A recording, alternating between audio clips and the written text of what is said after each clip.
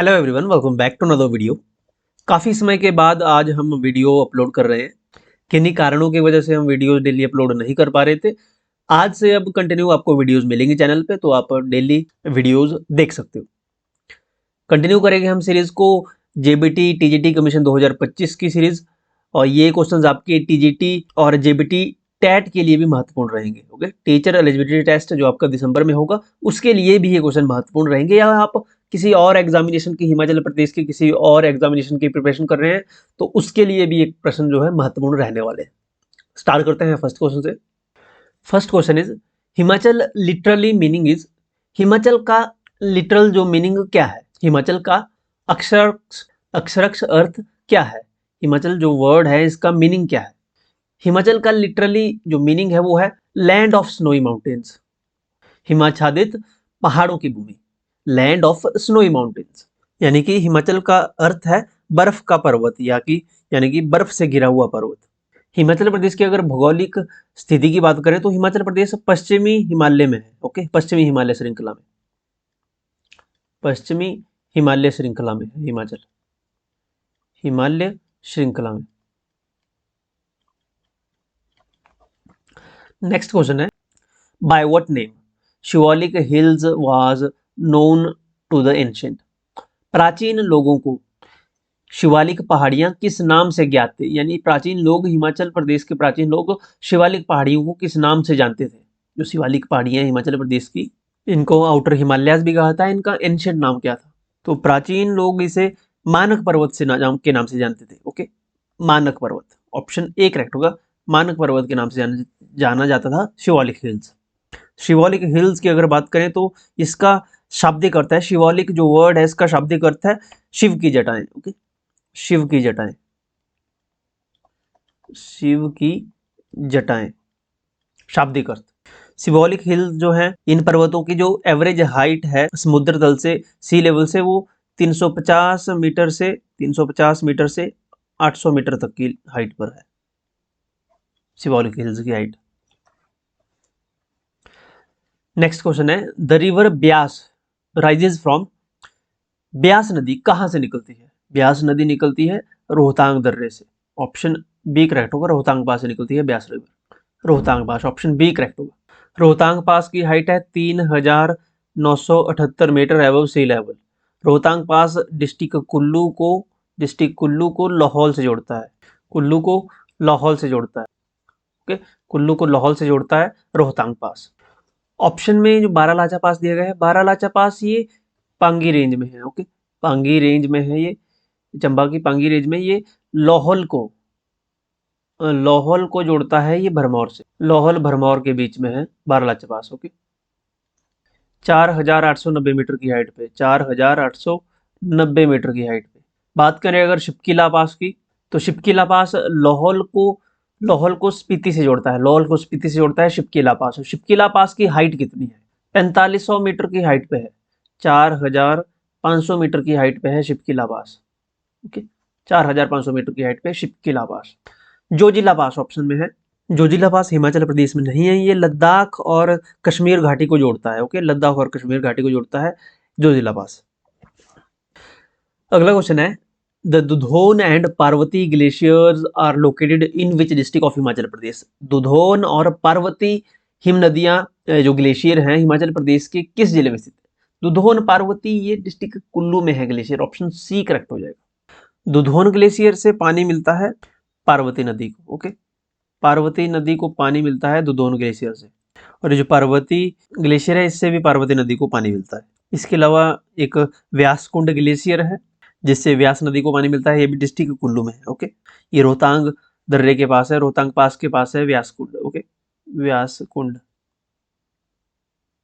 Option में जो कांगड़ा दिया है, कांगड़ा में भी ग्लेशियर है, कांगड़ा में है भादल ग्लेशियर, भादल ग्लेशियर, भादल ग्लेशियर कांगड़ा में है। और ये कांगड़ा के बड़ा बंगाल क्षेत्र में है, पीर पंजाल जो पर्वत श्रृंखला है वहां पे। ओके, जहां से रावी की सहायक नदी भद्दल नदी को पानी मिलता है। ओके, भादल ग्लेशियर से।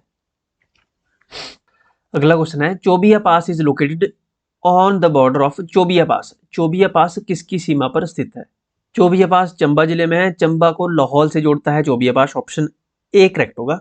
चंबा को लाहौल से जोड़ता है जो भी है पास। ये लगभग 5030 मीटर की हाइट पे है, 5030 मीटर की हाइट पे है जो भी है पास समुद्र तल से। और ये पीर पंजाल पर्वत श्रृंखला में स्थित है। ओके, पीर पंजाल पर्वत श्रृंखला में जो माउंटेन रेंजेस है। नेक्स्ट क्वेश्चन है, the Hangrang valley is located in which district of Himachal Pradesh. Hangrang घाटी किस जिले में स्थित है? हंगरंग घाटी ये हिस्ट्री के पॉइंट ऑफ व्यू से भी इंपॉर्टेंट है। ओके, हंगरंग घाटी डिस्ट्रिक्ट किन्नौर में स्थित है। ऑप्शन ए करेक्ट होगा, किन्नौर। क्योंकि ये जो हंगरंग घाटी है, ये जो बुशहर के राजा थे, बुशहर के राजा केहरी सिंह, बुशहर के राजा केहरी सिंह को ये राजा का नाम था केहरी सिंह। केहरी सिंह को ये जो रियासत है, सॉरी ये जो घाटी है, जागीर के रूप में मिली थी। ओके, केहरी सिंह को ये जागीर के रूप में मिली थी तिब्बत से। ओके, तिब्बत से हंगरंग घाटी। ओके, हंगरंग घाटी जागीर में मिली थी तिब्बत से। ओके, और ये बुशहर का हिस्सा हुआ करती थी हंगरंग वैली। नेक्स्ट क्वेश्चन है, the Shivpuri spring is located in which district of Himachal Pradesh. Shivpuri झरना हिमाचल प्रदेश के किस जिले में स्थित है? ऑप्शन में जो आंसर की में दिया गया है ऑप्शन डी, सिरमौर में बताया गया है कि शिवपुरी झरना है। हालांकि बहुत फेमस ये झरना नहीं है। HPRC है जो कि पहले HPSSC था। इनके एग्जामिनेशन में ऐसे क्वेश्चन आते रहते हैं जो कि प्रसिद्ध नहीं होते हैं झरने। कोई सा भी छोटा मोटा मंदिर है या कोई झरना है वो पूछ लिया जाता है। वैसे ही ये क्वेश्चन है, शिवपुरी झरना हिमाचल प्रदेश में किस जिले में देते हैं? तो सिरमौर में है। ओके,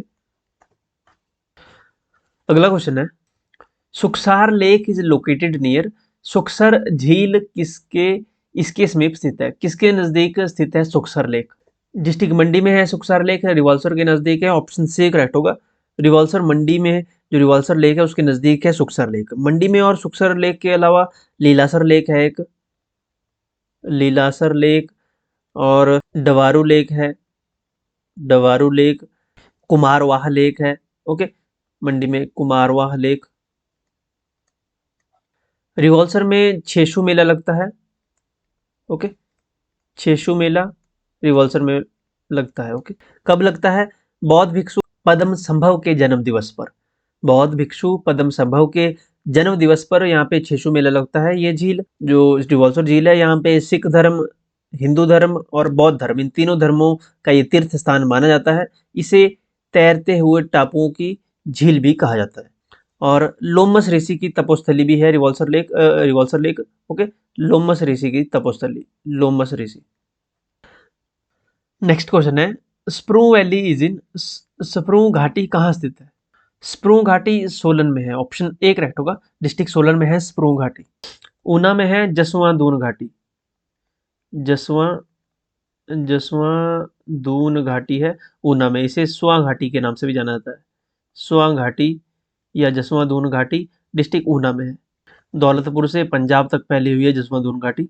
सिरमौर की अगर बात करें, डिस्ट्रिक्ट सिरमौर में क्यारदा दून घाटी है, या जिसे पोंटा घाटी भी कहा जाता है।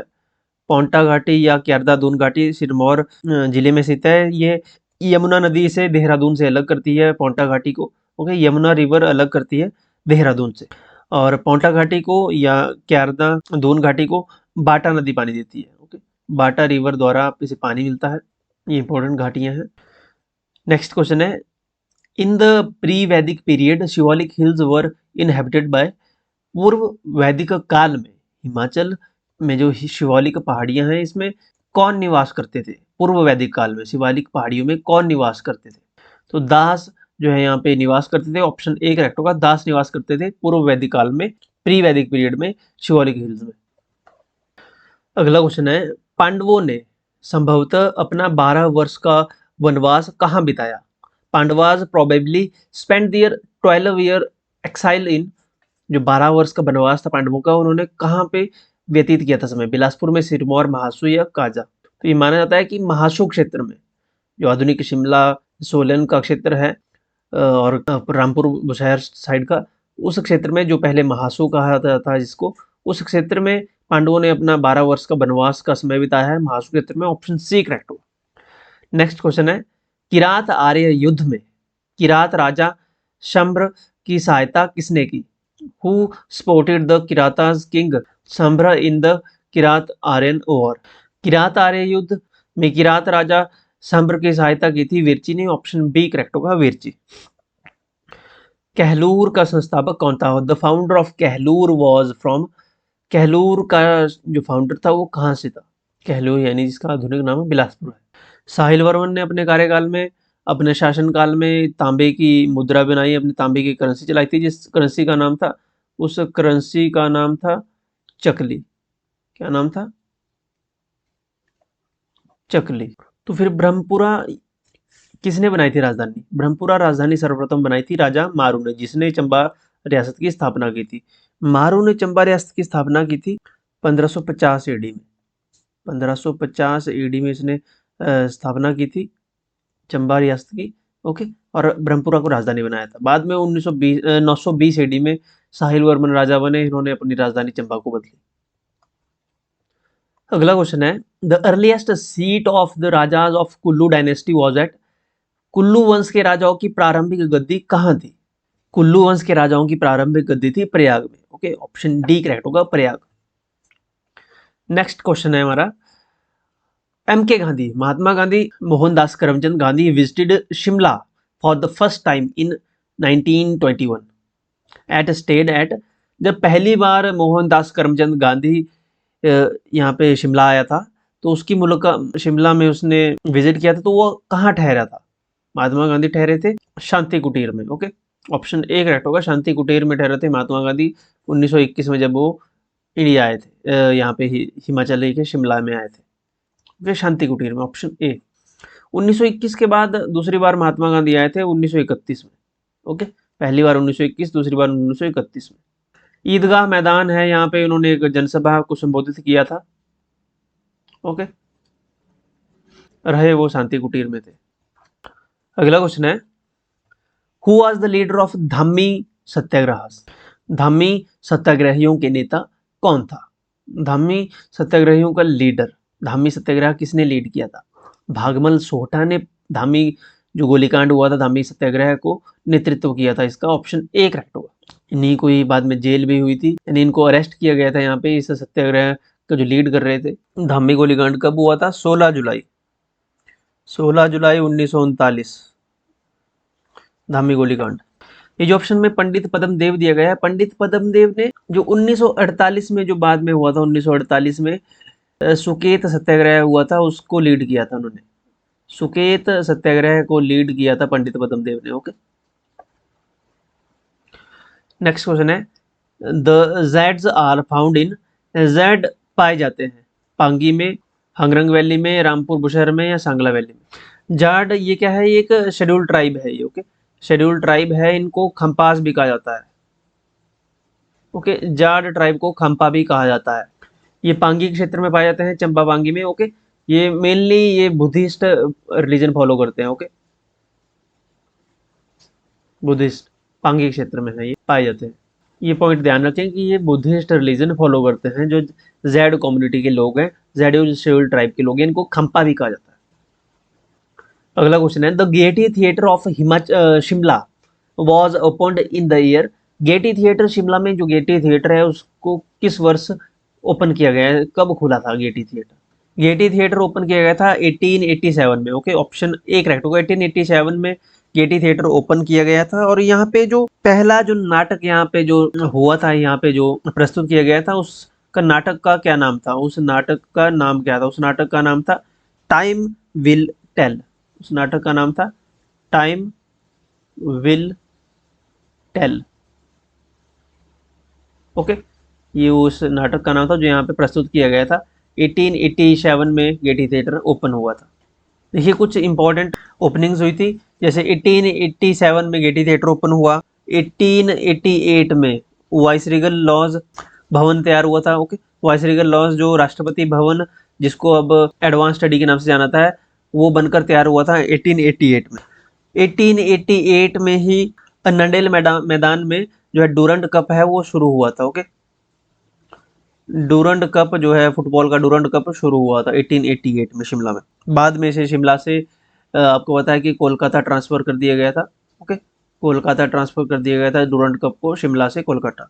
इसके बाद 1889 में, सॉरी 1891 में, 1891 में, 1881 में जो कालका शिमला रेलवे लाइन है ना, कालका शिमला रेलवे लाइन, ये ओपन कर दी गई थी माल ढुलाई के लिए। ओके, माल ढुलाई के लिए, सामान वगैरह ढोने के लिए, माल गाड़ी के लिए इसको ओपन कर लिया गया था। हालांकि इसको कॉमर्शियली पैसेंजर ट्रेन यहाँ पे अभी शुरू नहीं हुई थी।